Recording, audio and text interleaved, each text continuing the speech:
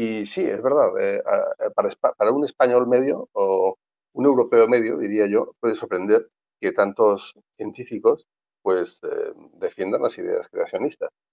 Si uno conoce un poquitín de Estados Unidos, no es tan raro, porque las últimas cifras que yo oí ya hace unos años, sobre el porcentaje de aceptación de cosas como la evolución orgánica, estaba por debajo del 50% en las encuestas en la población general. O sea, menos de la mitad de la población aceptaba la evolución orgánica como un hecho probado.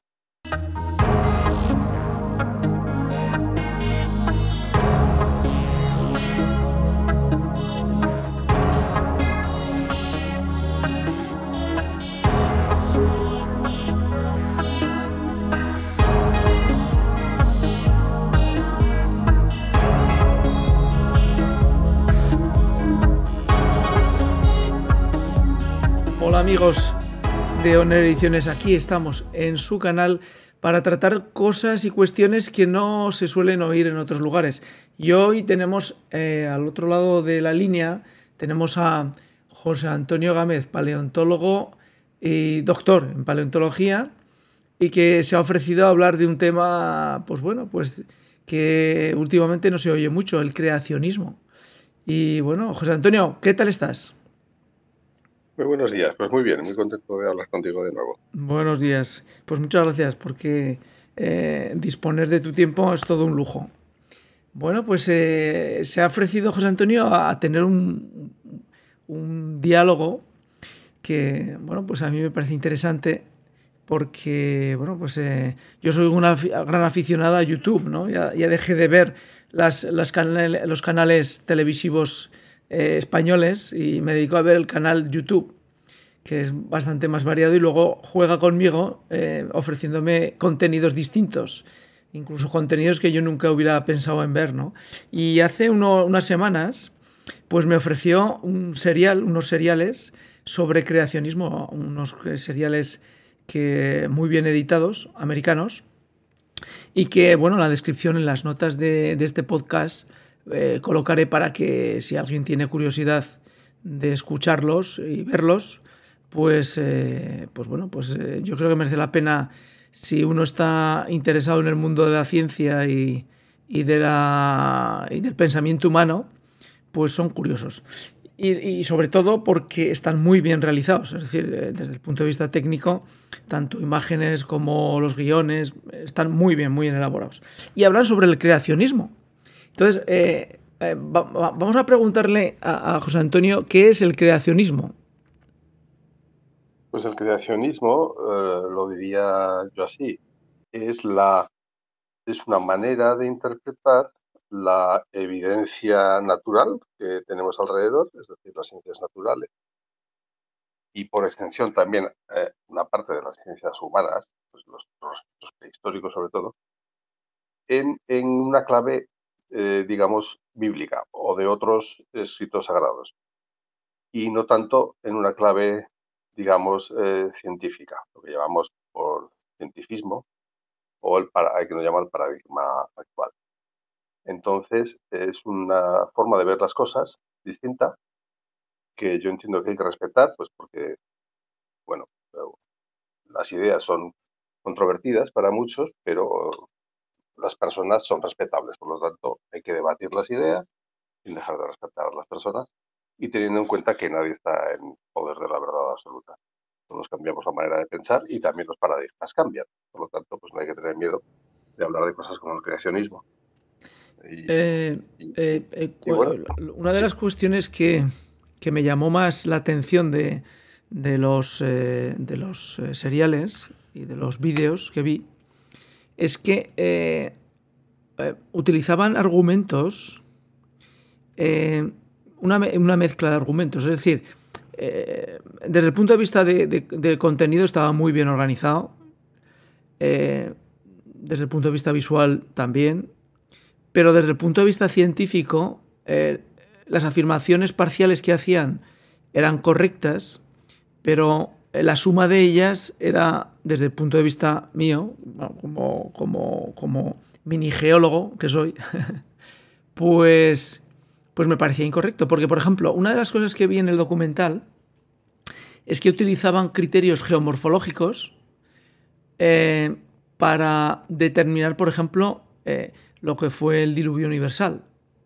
Y entonces planteaban como una posibilidad, pues, por ejemplo, los cañones del Colorado, pues que hubieran sido barridos de un golpe por una gran capa de agua que hubiera venido como consecuencia de un calentamiento supuesto y de una pérdida de los casquetes polares.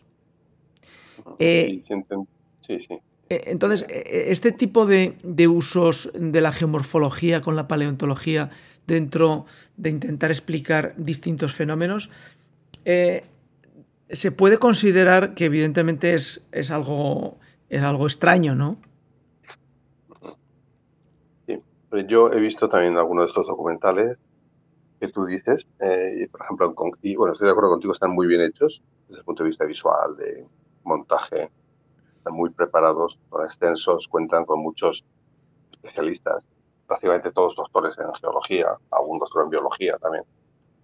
Y sí, es verdad, para un español medio o un europeo medio, diría yo, puede sorprender que tantos científicos pues defiendan las ideas creacionistas. Sí. Si uno conoce un poquitín de Estados Unidos, no es tan raro, porque las últimas cifras que yo oí hace unos años sobre el porcentaje de aceptación de cosas como la evolución orgánica estaba por debajo del 50%.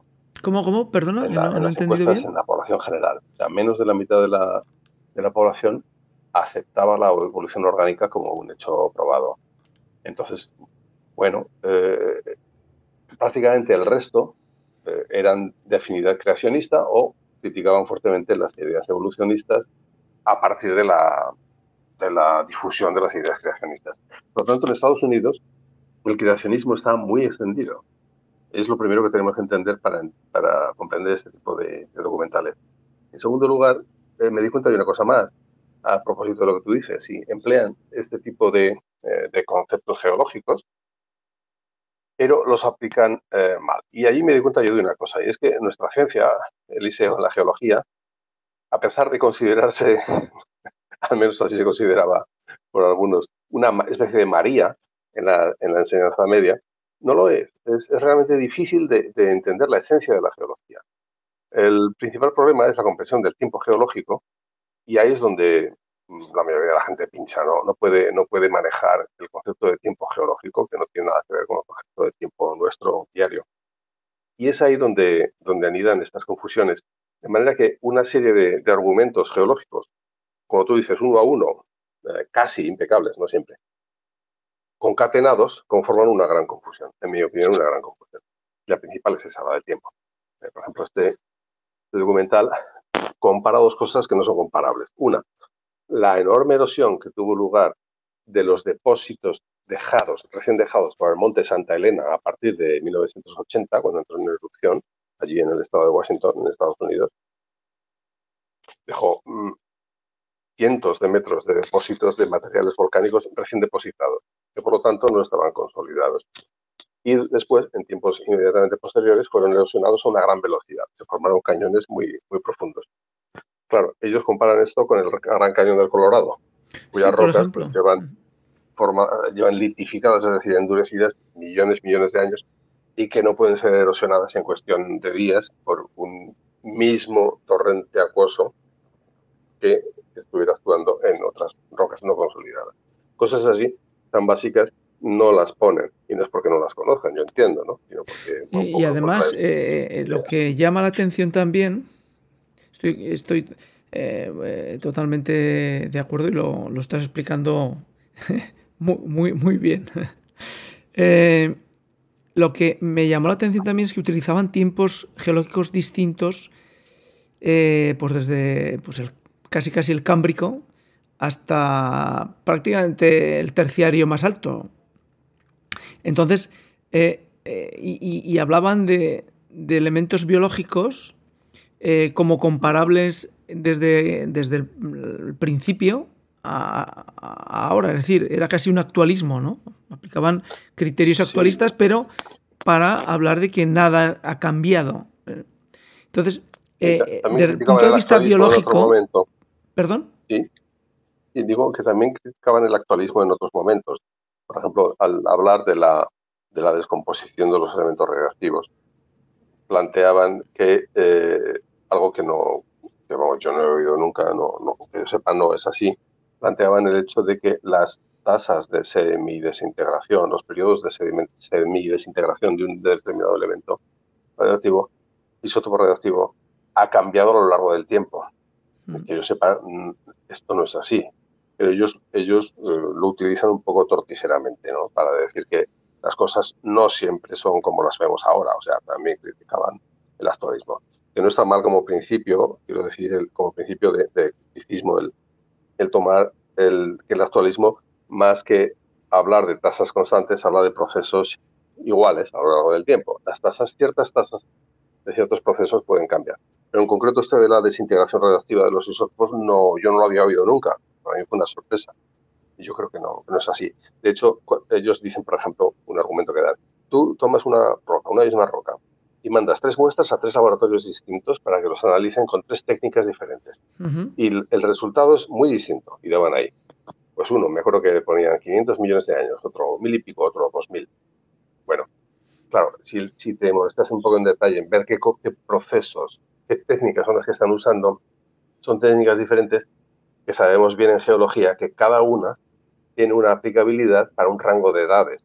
Por ejemplo, el método del potasio-argón que nombran lo aplican a una roca del Cámbrico. Esto nadie lo haría porque es un método que porque tiene el potasio 40, tiene un periodo de desintegración muy rápido, pues no se puede aplicar a rocas antiguas, tan antiguas como el Cámbrico, que hablamos de 500 millones de años, algo así. Sin embargo, tiene una gran aplicabilidad, por ejemplo, si lo que queremos es datar rocas de cenizas volcánicas depositadas a la vez que las pisadas más antiguas que se conocen de homínidos, que son las pisadas de la Etoli en Tanzania. Bueno, pues sabemos la edad de esas pisadas en aproximadamente 3 millones de años, porque esas pisadas se produjeron en cenizas volcánicas coetáneas. Y entonces, bien, en ese caso el método potasio-argón es perfecto, pero no se puede aplicar a una roca más antigua. Y por la misma razón, que han cogido una roca cualquiera y le aplican un rubidio estroncio que vale para datar rocas del arcaico, o sea, hablamos de 1000, 2000, 3000 millones de años, pues no se puede aplicar a una roca bastante más joven, por ejemplo, del Jurásico. Y a mí me da la impresión de que eso es lo que han hecho, ¿no? Por eso tienen edades tan diferentes. Ignoran las propiedades, las limitaciones de cada método, que es fundamental en este caso en radiometría. Entonces, por eso sí, ellos mezclan cosas geológicamente con sentido junto con observaciones que no tienen sentido. El resultado es una mezcolanza que a mí me hace pues rechazar en general lo que muestran en el documental. Pero que yo entiendo que que las personas sin un conocimiento de la geología un poquito más profundo, que son la mayoría, no nos engañemos, pues pueden verse confundidas e incluso cautivadas por el modo de presentación y confundidas por la mezcolanza de criterios Sí, no siempre no, desde válidos. luego ese documental tal cual, o esos documentales, porque estamos hablando de mucha información que hay en YouTube sobre este tema, Sí, hay mucho, lo mucho. presenta a una persona sin conocimiento mínimo y pues bueno, pues prácticamente pueden... te pongo el foco en el tema de las lagunas en la evolución. Es decir, cuando miramos la evolución biológica, siempre hablamos de que bueno, pues hay momentos en que se paran y hay saltos, ¿no? Estos saltos dentro de la evolución, que ellos Sí, plantean como un hecho palpable de que, bueno, pues, que la evolución como tal no se ha dado en elementos biológicos, sí. estos saltos biológicos se pueden ver compensados con lo que sería el estudio de la serie geológica, con el estudio, dijéramos, de inferir esos saltos, esas lagunas que hay con respecto a elementos que puedes encontrar en otras partes más altas de la historia geológica. Sí, te entiendo. Es una pregunta que es muy interesante, en mi entender, compleja, porque para desarrollarla bien necesitaríamos un programa entero. ciertamente, pero vamos a intentar dar unas pocas ideas. La primera idea que hay que transmitir, yo creo, es que los argumentos que nos llevan a la mayoría de paleontólogos a aceptar la teoría de la evolución no son tan fáciles como decir pequeños cambios orgánicos a lo largo del tiempo producen toda la diversidad que vemos hoy. No. Esa microevolución, que es la que describió y propuso en su libro El origen de las especies Charles Darwin en el siglo XIX, da cuenta tan solo de esto, de la llamada microevolución, que es la evolución que podemos ver frente a nuestros ojos. Es algo que se da en los seres vivos que están delante de nosotros e incluso en nosotros mismos, porque nosotros mismos somos una especie en evolución. Y tenemos por ejemplo, dos aspectos clarísimos. Uno que lo conoce quizás medio mundo, que es la reducción progresiva en el número de molares, las muelas del juicio en la población, pues se va haciendo cada vez. Digamos que tienden a desaparecer. Hay una tendencia a desaparecer. Cada vez más gente, cuando digo cada vez, hablo de a lo largo de décadas, desde que tenemos datos, desde que los señores dentistas pues tienen datos, ¿no?, que vienen a ser un poquito más de 100 años. Observamos que el número de los molares del juicio, del tercer molar, de los más traseros, en los 4 cuadrantes de nuestra boca, o bien no aparecen por completo, o bien surge la raíz pero no se desarrolla por encima de las encías, o bien ni siquiera hay una raíz desarrollada. Yo siempre con mis alumnos, siempre los he hecho el siguiente pequeño, no es un experimento, es una pequeña estadística, es pedirles que se cuenten las muelas del juicio, a ver cuántos tienen salidas por encima de la encía. Y luego hacemos una pequeña estadística y bueno, claro, a la escala de mi experiencia docente, pues yo no soy capaz, no tengo datos suficientes para decir que hay una tendencia a desaparición, pero sí que desde luego la mayoría no tienen las 4 bien formadas. Eso es una tendencia que, bueno, uno puede enlazar con aspectos como que, aspectos funcionales, como que en las sociedades desarrolladas, que son la mayoría hoy día, hay pocas tribus todavía primigenias ahí perdidas del resto de la humanidad, del contacto con el resto de la humanidad. En las sociedades desarrolladas, digo, no tenemos unas necesidades alimenticias iguales que las que tenían nuestros ancestros de nuestra propia especie. Por ejemplo, pues ya no nos dedicamos a morder raíces duras para sacarles un poco el juguillo y alimentarnos como podemos, o en machacar alimentos sin cocer o incluso huesos, ¿no? No. Por lo tanto, hay una máxima que podemos aplicar en toda la naturaleza, y es que aquello que no se usa se acaba perdiendo. ¿Por qué? Pues por una razón de economía de la energía. ¿Qué sentido tiene formar algo y gastar recursos y energía en crear algo que luego no se va a usar? No tiene sentido. Y esto lo podemos aplicar en todo ser vivo, absolutamente todo. Se tiende a economizar la energía. Es decir, lo que no hacemos en las sociedades desarrolladas, nuestra naturaleza biológica lo hace por nosotros. Por lo tanto, esas muelas del juicio acabarán perdiéndose.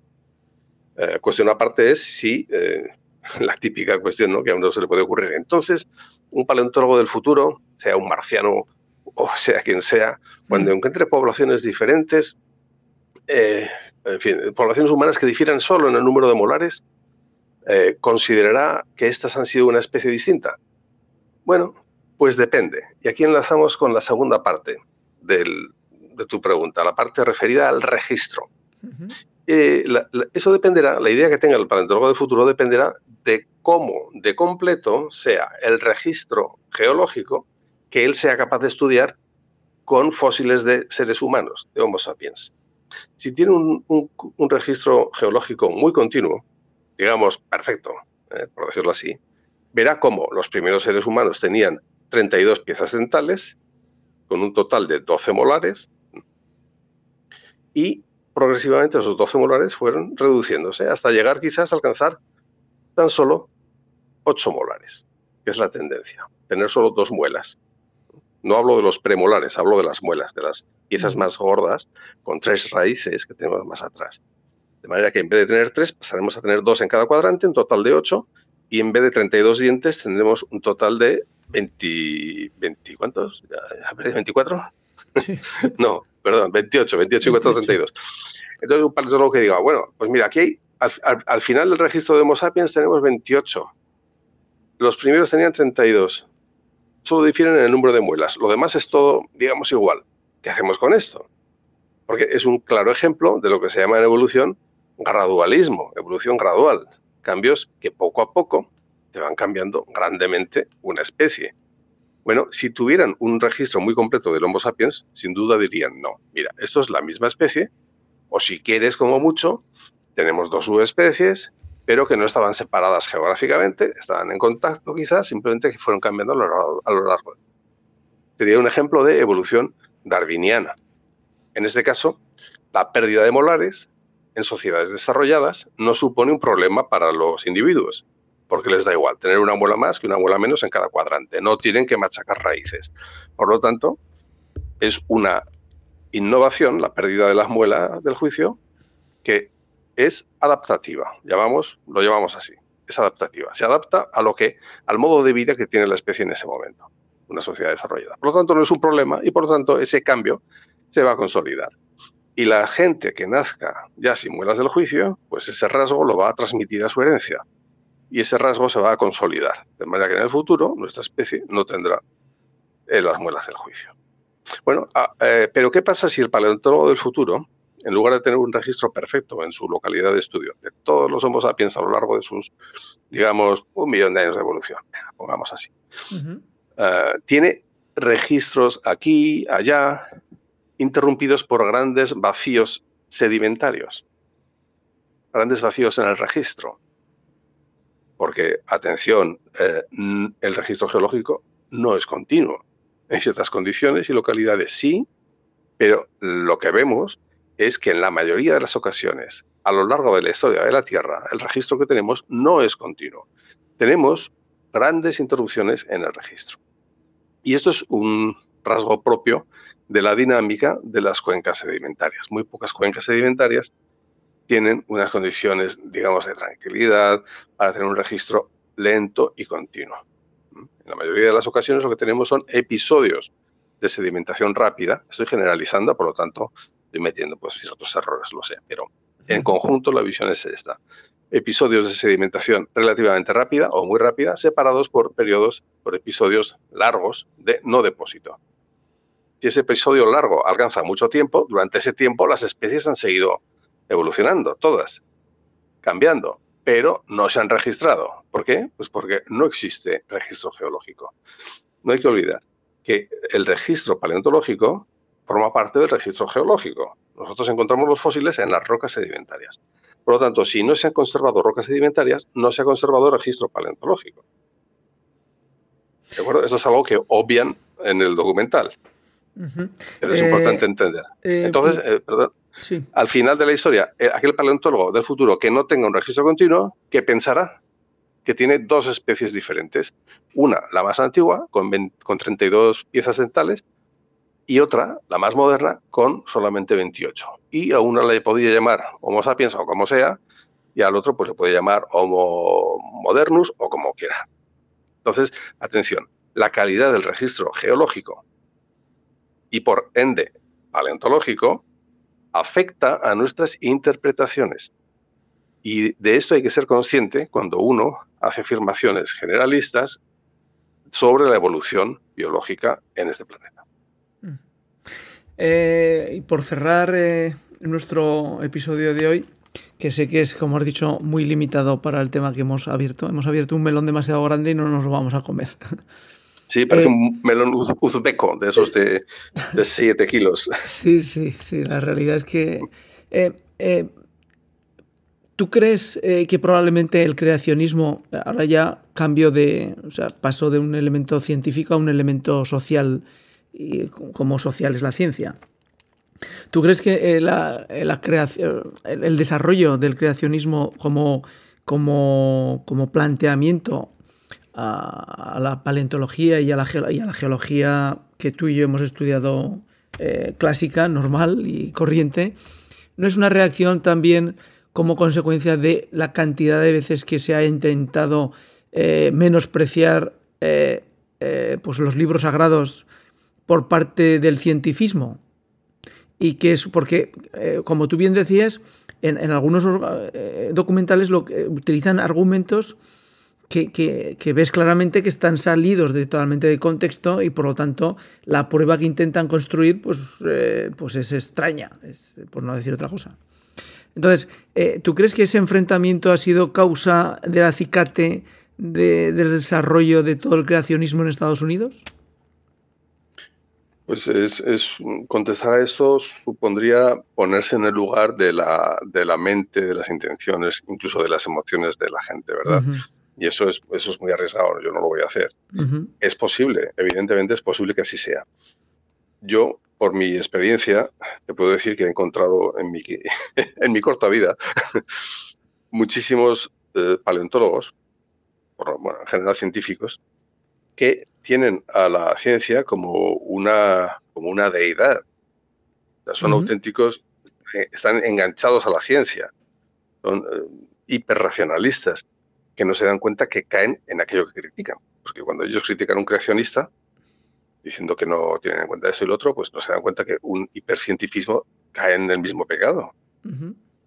Y yo te hablo de gente muy conocida, incluso muy bien formada, con una categoría científica excelente, pero que no se dan cuenta de ese peligro. Y uh-huh. es recordar que los extremos se tocan, uh-huh. porque las cosas no son rectilíneas, sino que dan vueltas y se pueden volver a tocar. Entonces sí, yo creo que algo de esto que dices hay. También hay que tener en cuenta otra cosa obvia. Yo por lo menos lo veo así, y es que la ciencia, que está muy bien, que es genial, que es motor de desarrollo, lo ha sido, ¿verdad? Y que puede seguir siéndolo bien utilizada, no cubre más que una parte de la realidad. Hay cosas que se escapan a esta. A esto que dicen los científicos, los hipercientíficos, ¿no? Los hiperracionalistas dicen, no, todo aquello que no se puede explicar por el método científico no existe. Eso me lo han dicho a mí, sí, colegas, sí. Sí, sí. Y es una aberración, es una auténtica aberración, porque por esa razón, en fin, bueno, hay muchos ejemplos fáciles. Por ejemplo, la radioactividad se entendió en un momento determinado, no antes.